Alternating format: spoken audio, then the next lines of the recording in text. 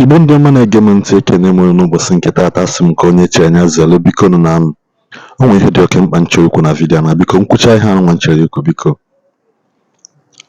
ịka na-asọp ịnụnecha vidiyo nwa nna chi post ka na-asọpọtụ Matthias ma na biko nna ayọ gị ị ga-afụ psychiatry treatment ịma na ị na-ekpudo eziokwu aka arụsiri abalị na mmadụ bi ebe accident mee ị na-agafe ebe accident mee ka m gwa nkwe nke bụ eziokwu kịta maka na ihe a mere n'ala Igbo anyị accident victim aha dị 18 bụ ndị Igbo how will you feel na the family of those people nwụrụ pụta meet for that kind of thing ka ị na-ekwu ya ị na-ekwujọ against their belief their worship how are you supposed to know na ndị ahụ nwụrụ ndị Christians ka ndị na-agụ omenala ka ndị Igbo bụ Muslims epụtara ị na-asị nọ maka bad road ị na-asị nọ maka ụka mee ndị ahụ ji wee nwụọ forgetting the fact na bad roads dị everywhere na Nigeria forgetting the fact na ndị Igbo ndị vote ka ha lụọ ọrụ anaghị alụ ọrụ nke ya alụ ya alụ eweli chenji lụọ ọrụ were isi ego tinye n'akpa maka njekwuli ha bise na Matthias ihe abụgo ihe ahụ na-ekwuzi bụ ọbụghịzi against Christian ihe ahụ against some certain sort of ndị Igbo ka ọ na-akwado ka nọọ Igbo versus Igbo crisis na personal religious war ọ bụghịkwa na ka esi eme maka ịnecha vidiyo na usoro ka na support Matthias ma na isi adịrọ gị mma na ịmara ezigbote ife vidiyo na bụ vidiyo ezigbote nwute edo m na mmadụ nwụọ ịbịa n'ebe ọ bụla a na-enye mmadụ a na-edoro onye ahụ maasị onweghị onye bịanụ gị ebe a na-enye mmadụ si na onye ahụ biri ajọ ndụ ọsọkwa unu mara na within yourself so na unu mana onye a na-agọ na-efe mmadụ odeshi na village onye ọbụla ya na-edoli ya mask na-ekpele ekpere ka mkpụrụ obi ya zuo ike na ndokwa Matthias wesị ka onye ọbụla so bịa sole ka emewe ihe omenala bụ ụzọ eziokwu ndụ ya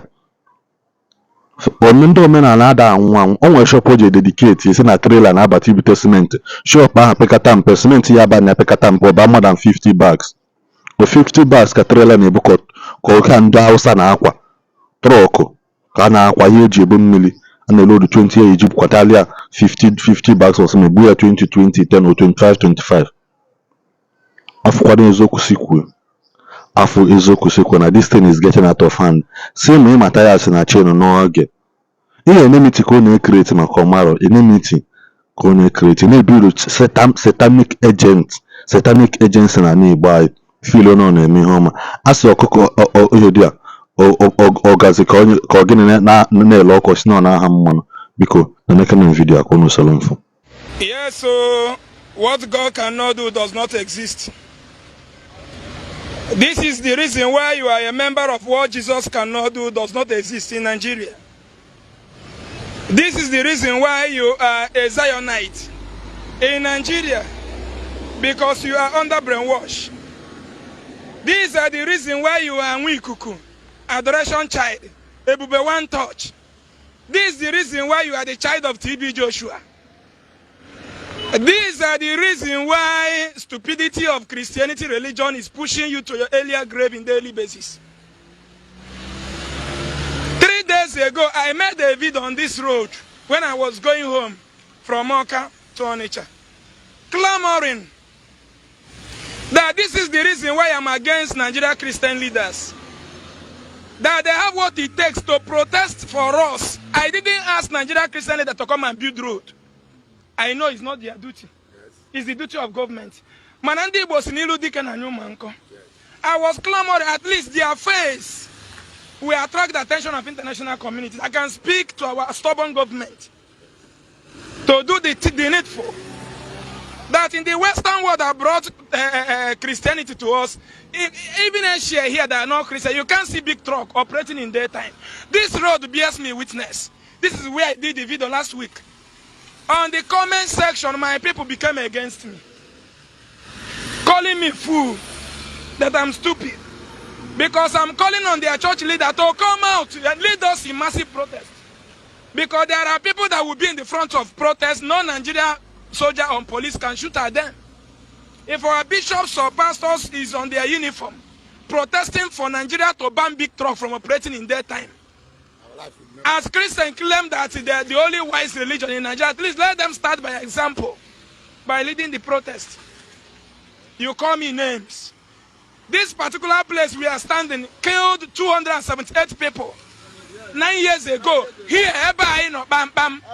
This place, Odumodu Junction, Umunya. Now, I'm going to show you a terrible accident that claimed 20-something lives yesterday, 2 days after I made the video. This is the reason why you are a Zionite, because it's not your portion. This one killed husband and wife.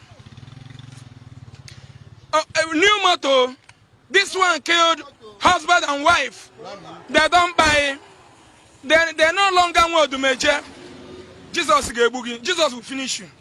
All of you. They never want to reason. That is why I'm calling you. Join us in this Omenala Igbo movement.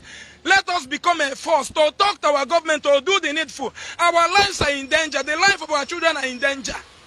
Now they are doing fine. Jesus has been blessing them. Oh. They buy new car. Oh. This car is new. Jesus has been blessing them. Where are they now? They are in the grave. Now this one killed husband and wife. Come and see 18, full loaded 18 passenger. Full loaded 80 passenger. No one survived. No single person survived. This keke is involved. Oh. This is the particles of the trailer that failed brake.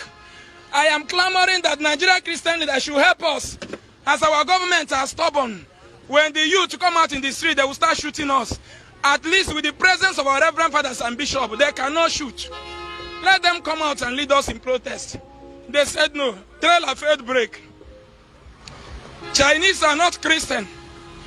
If they nothing concern Christianity and protest, why must they be praying for Jesus to stop accident? In which country did Jesus stop accident? Nowhere. No country. Where on earth has it become the duty of Jesus to stop accident? Where? This is Odumodu Junction, Anambra State. Here killed 208 something people 9 years or 10 years ago. Here.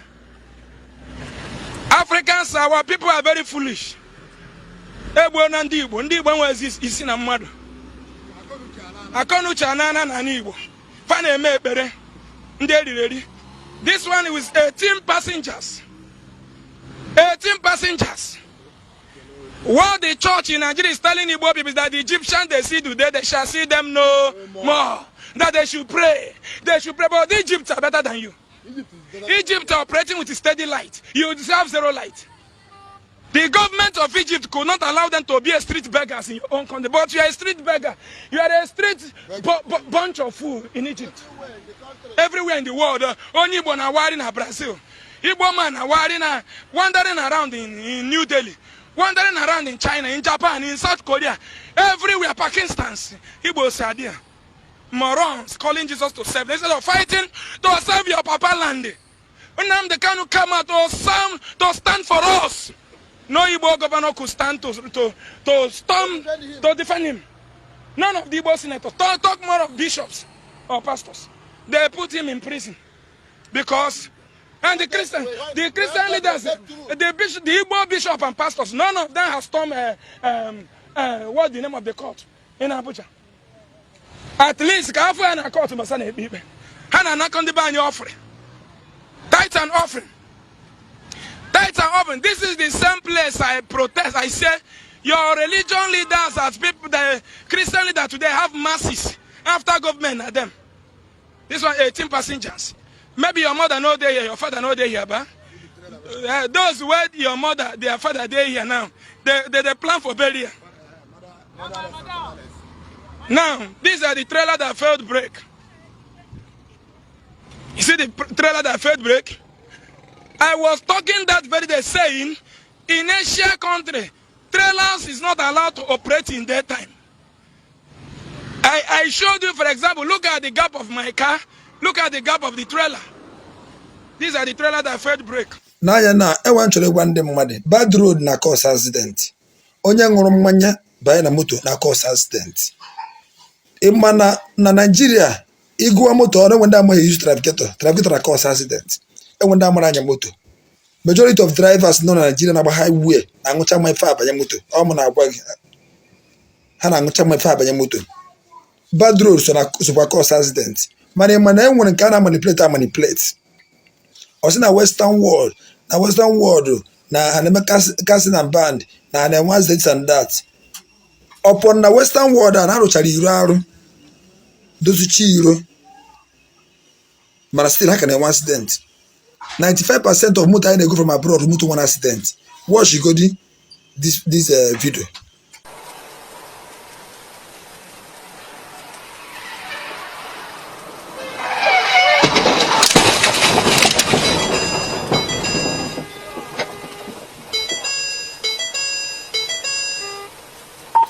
Video watch now. Over on a western world or you don't have the in order. Motor niile na-afụ ntị n'ihu ma screen motor accident ebe ka esi go from abroad. Even self ebe ka nwe accident when abroad. Ebe ka nwe accident every day when abroad. Motor niile go from abroad na go to Nigeria. All the 100, 90, 95 who accident motor. Upon Euro had mma, government had mma, my brother against Euro na cause accident. Oya ngoro na cause accident. Even in Nigeria, if na mmadụ onye na-use trafficator, mmadụ onye na-respect traffic, see ebe abụgodi maka na iro adị ogodi mma. Road safety onye na-arụ ọrụ na-arụ ihe kwesịrị ịrụ. Driving license, ịma na abụ enye moto ọkụ enye driving license without mega driving school. Now, enwekwere nke a na-manipulate, a na-project na mmụọ. Mikwe ihe anụ akwefuru demon na-arụkpọ demon nọ n'ọrụ a na-manipulate mmadụ manipulate. So with prayer nke a manipulate you can cast it away and stop it. Amazi na nke fọrọ bad road na ama ha anya moto na trafficator ada arụ ọrụ igwe moto niile nọ Nigeria ọnụ the 150 trafficator ha ada arụ ọrụ the remaining 50 nwe trafficator ha dey use side mirror adro onwe respect traffic. Matthias Ezeaku boya ndoka ndị supporters ya na support ya si na ndoka na Christianity cause ya ebere na metụkwara unu maka ndị na-esi aka you people are blindfolded. Share the video. Maybe Igbo ekene m unu biko n'isi na necha video nyela aka share video nyela aka ka unu ndị oyelo ntị enyekwana aka na build your own mindset, build your own mind maka ihe Matthias ji alaka ndị ọ na-alata na chọọchị ya bụ ego ị na-ekpekwa n'ekpere na-ekpelichi gị ka ya onye ọbụla ya ebute gị n'aka Matthias abịana because 80% of na-abịa na Matthias na nke Matthias automatically denied their religion. Mgbe ikpeazụ Bible sị na mgbe ikpeazụ people will forsake their religion because of money nabata mark of the beast because nature ka ihe dịrị gị mfe. Boast niile na Matthias na ọ bụrụ igi a ka o ji bido ya ịpụtazi na-eche na mgbe apụta bịa nwee gị mmanụ nsị gị deny Christ nwa bụ na nabata na mark of the beast. Mmadụ nye gị ihe with condition. If I deny your faith, you are worse than Peter because Peter had a second chance. Going to go multiple chances as long as you can be multiple chances to come back to God and to ask for mercy. It's only Matthias na fotoko. Solo Matthias na izuyale. Nke anụ bụ ezigbote ihe nwute gosi na Matthias enweghị obi mmadụ ebe abịa ebe mmadụ nwere accident. As a human being, can't you have feelings? Ogo na onye ahụ bụrụ onye dibịa na-agwọ nsị na-eme ihe niile ọ na-eme ibe ebe nwute so ogirigiri solisia ndị mmadụ ị na-apọ nje sị na onye ahụ Zion onye abụ Mbaka onye abụ what God cannot do doesn't exist na-akọ ili o jikwa na onye na-eme nke bụ Ekwensu Satan himself. Even Ekwensu have sympathy because mgbe Moses Ekwensu did not match and castigate the body of Moses, he came to drag it kubuli and there was contention between him and Archangel Michael over the body of Moses. Obozia mmadụ ibe gị ka ya afọ ebe mmadụ nwụ ogwo na ihe iyi ekwisi Chineke na mele ndị ebele si Chukwu na mele ha ebele. When you believe in Jesus, one just Chukwu mele ha ebele. I believe na onye ọbụla ma Chukwu si Chukwu mele ha ebele.